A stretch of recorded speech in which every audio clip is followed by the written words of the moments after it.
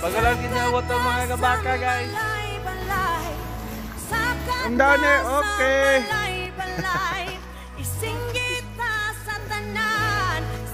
May adlaw mga kaigsunan na ata diri karon sa Barangay Kulaman kung diin ang ato ang buhatan sa City Veterinary Office sa division sa Livestock Production. Gitasan ta nga i-facilitate karon ang pag-abot sa 30 kagatasan nga baka. Inubanan karon sa Livestock Production Division ang mga technical staff, ubana karon technical staff sa City Veterinary Office. Si John Lopes, Gio Boy, tawagan mo ang walang kupas na driver, kay Richard. So, naamid diri sa Barangay Kulaman para isiguro nga plaster ang pag-abot sa mga baka o paabot lang taon niya mga basin mga alas 10 or mga alas 12 sa gabi. Naamid diri karon nag-andam na ang team para masutagid ni og ma-plaster ni nga safety pa dato mga hayop og successful ni nga pag-dispersal program. Banan kini sa National Dairy Authority in collaboration with the City Agriculture and the City Veterinary Office Livestock Production Division. Paabot lang ta. Muna mo ang waiting room. Bago din nila do. Pero di mo na matulog gud ang mga cowboy. Piyong lang. Cowboy tulog. Piyong lang. Piyong lang. Ako si Jan Realista. First time na ko mag-experience aning dako nga project do sa gobyerno. Niya kami diri karon mag-assist sa pag-abot sa mga dispersal na baka gikan sa National Dairy Authority. Mga gatasan na baka diri sa Kulaman. Ako excited pud ko na makalakip ani o facilitate sa pag-receive sa mga baka. Nya ko na makakuan, makatabang gini diri sa katawan sa Kulaman. Ing hapon sa tanan, ako dai si Darwin nga Sataw, usa ka City Vet personnel diri sa Tibok Upper Pulangi, usa ko dai ka technician nagatabang sa tanan katawhan diri sa Upper Pulangi, pangnambal silang tanan mga kahayupan. Dahil dako kay kog pasalamat nga sa tabang sa City Vet o City Vet Office head o sa Umar, dako kay pasalamat nga sila usa ka nagsuporta sa kuha nagatabang nga lampos mapadayonon ang mga pagtabang sa mga katawhan diri sa Upper Pulangi. Karon pag ini nahitabo sukad-sukad sa una hangtod sa akong pagkatao ayaw pa ka kita nga livestock sa baka nga diri na pag diri sa Upper Pulangi first time gyud. Muna siya ang area nato sa mga baka. Muna ito ang personal sa City Vet nga kugihan kay Stanan, Buutan, Masaligan, Darwin Sataw. Kugihan kay Stanan, bahalag gabi mo serbisyo gud sa mga katawhan. Yatong sa legenda diri sa Upper Pulangi. Bago lang giniabot ang mga kabaka guys. Muna ito mga baka. Bossing! Charles Dumindin siya sa mga sinaligan nato nga gipadto dito para buwa sa mga baka para safety gyud yung makaabot diri ang mga baka. Number muna ni guys ang mga baka guys. Mga adlaw makaigsunan ni abot na ang mga baka. Wala na ta naka-video gabi kay di sila maklaro kay itom. Pero sa pagkakaroon niabot na sila, klaro na sila. Ayun, time check nato karon alas 6 sa buntag. Atoan ang tan-aon ang mga kondisyon sa baka. Kung kumusta na ba sila. So, banta. Mga baka. English tanin mga guys kay taga Australia dan sila guys. Welcome. Welcome to Malay-Balay.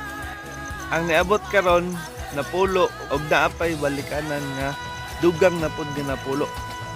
Mao ni ang project na sa National Dairy Authority nga multiplier farm sa mga dairy cow. Nindot og gwapo ang mga baka.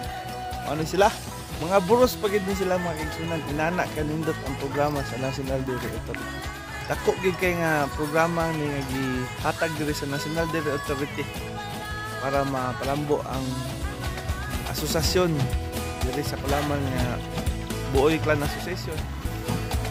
Ato ang mga kauban sa Philippine Crop Insurance Corporation ug ang sa personnel sa National Dairy Authority. Sa dairy. Come down here. Okay. Natagak na ang ika-11 nga baka sa 20 nga nadawatan ko. Nag-in-English ta guys para makasabot na sila nga munaog. Mga tag-istorya nagpalo sa itong cowboy guys. Hinaog na sila. Come here guys. Salamat. Guwapo kayo guys. 20 ni tanan guys. Last head. Mo na ang mga baka nga gigahin sa Clan Association diri sa Kulaman. Yan ay proyekto ni siya sa National Dairy Authority in collaboration sa City Agriculture at sa City Veterinary Office Livestock Production Division. Sa nato mga kauban sa buhat ang National Dairy Authority sa saan yun ang PCIC karon ga-validate. Hey guys, welcome to Barangay Kulaman. I hope you stay healthy. First time good nga nabot ning diri sa Kulaman sa Balay City. Bisan usang mi ga-assist sa City Vet, pero dako mi pasalamat nga dako gid mi kaig tabang sa mga katawhan diri sa Tibok Upper, dili ni sa Kulaman nang dili Tibok Upper Pulangi gid ang masuportahan ini nga proyekto. Salamat gid kayo sa tanan nga mga suporta. Labaw na sa Mayor ug sa mga doktor sa City Vet Office, labaw na sa Dok Mickey Abas, Dok Omar ug sa tanan pas, labaw sa NDE usab. Ako kay may pasalamat nga sila usab sa nagpasalitit ni ini nga moabot gini diri sa Upper Pulangi, Barangay Kulaman. Ako kay katabang isip ko sa ka tao nga nagkinahanglan og tabang sa gobyerno. So ni ako dako kay akong pasalamat nga usa ko nakatabang sa ila kay usa sad ako nga ako ni nga pasyon. So pasalamat ko nga nakaabot ko diri sa City Veterinary Office aron ma-extend po nako akong nahibaw-an para makatabang ko sa akong mga sig kayon. Mora og daghang salamat ang hapon nga natong tanan. Ba nato karon si Sir Saniboy Talasan ang ato ang area technician sa National Dairy Authority ug ba nato si Sir Dawin Sataw ang ato ang area technician pod diri sa Upper Pulangi sa City Veterinary Office. Ug kani sila duha in collaboration sa National Dairy ug City Veterinary Office Livestock Production. Mao gid ni ang responsibilidad nga itan-aw gid nga himsog gyud ang ato ang mga baka nga dawatan karon diri sa Barangay Kulaman nga asosasyon. Dili gyud angan ikabalaka kay naa gid ang technical nga support sa City Veterinary og sa National Dairy Authority. Dili gyud biyaan ang nakadawat nga mga recipients sa ani nga mga programa. Salamat sa NDE sa inyong paghatag sa among request na maka-arugkon o 20 pa karon nga baka pero aduna kay additional na ako.